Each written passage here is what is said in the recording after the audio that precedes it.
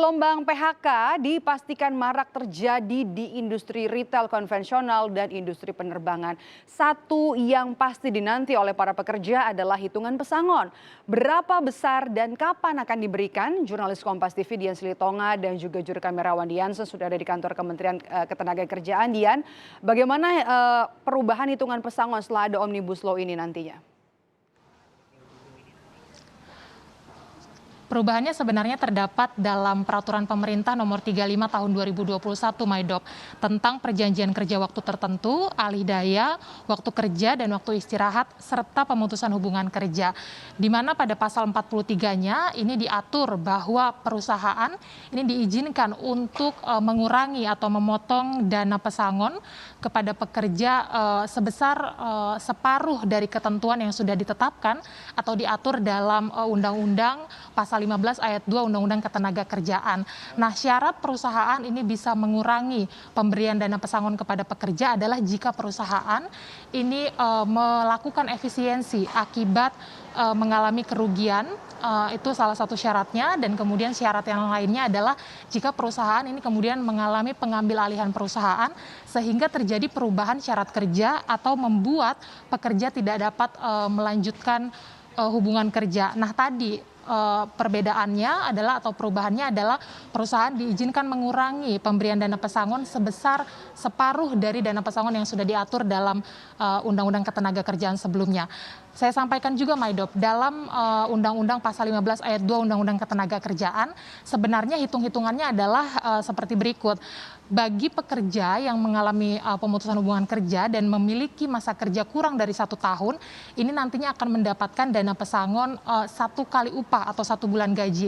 Sementara untuk pekerja yang memiliki masa kerja 1 tahun atau lebih tapi kurang dari 2 tahun, ini akan mendapatkan dana pesangon 2 bulan gaji. Kemudian juga pekerja yang memiliki masa kerja 2 tahun atau lebih tapi kurang dari 3 tahun, ini akan mendapatkan dana pesangon 3 bulan gaji dan seterusnya.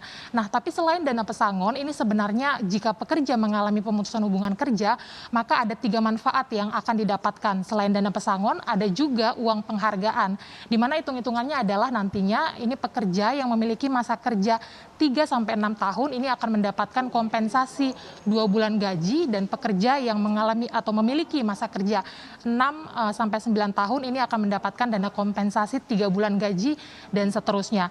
Nah, manfaat selanjutnya yang akan didapatkan oleh pekerja adalah upah penggantian hak, di mana nantinya adalah terdapat upah penggantian cuti tahunan yang tentu belum diambil atau yang belum gugur, dan kemudian juga mendapatkan biaya atau ongkos bagi pekerja atau keluarganya ke tempat di mana pekerja ini diterima bekerja. Kemudian yang ketiga adalah juga hal-hal lain yang terkait dengan perjanjian kerja. Nah, itu 3 manfaat yang akan didapatkan oleh pekerja dalam hal pemutusan hubungan kerja. Tapi itu untuk kasus yang umum, Maidop. Nah, akhir-akhir ini kita dengar kasus-kasus khusus. Maksud saya adalah ada modus-modus lain yang mengharuskan ini pekerja mengalami pemutusan hubungan kerja. Di antaranya adalah modus menawarkan untuk mengundurkan diri. Nah, ini yang dilakukan oleh Sriwijaya, kita tahu. Apa hitung-hitungannya kalau nanti pekerja ini kemudian mengundurkan diri? Nah, sebenarnya yang akan didapatkan oleh pekerja yang mengundurkan diri hanya 2 manfaat saja, Maidop. Jadi pekerja tidak akan mendapat dana pesangon, tetapi tetap akan mendapatkan upah penggantian hak dan juga uang pisah. Nah, uang pisah ini juga yang sudah dilakukan oleh Sriwijaya atau sudah dikeluarkan kebijakannya begitu.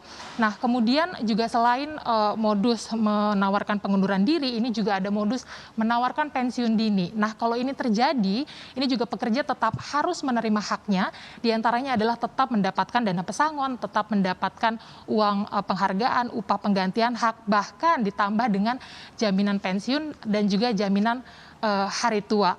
Nah, seperti yang Anda sampaikan tadi, ini akibat pandemi, Maidop dan juga saudara, beberapa perusahaan ini kemudian terpaksa harus melakukan pemutusan hubungan kerja, diantaranya adalah sektor penerbangan, tapi juga ada sektor retail. Nah, ini yang nanti harus kita kawal, Maidop dan juga saudara, apakah nantinya pemberian hak kepada karyawan ini akan sesuai dengan peraturan perundang-undangan yang sudah ditetapkan oleh pemerintah. Kembali ke studio, Maidop. Jadi salah satu perusahaan yang sudah jelas hitung-hitungan pesangonnya adalah Sriwijaya Air ya. Terima kasih jurnalis Kompas TV Dian Silitonga dan juga juru kamerawan Diansen langsung dari kantor Kementerian Ketenagakerjaan Jakarta.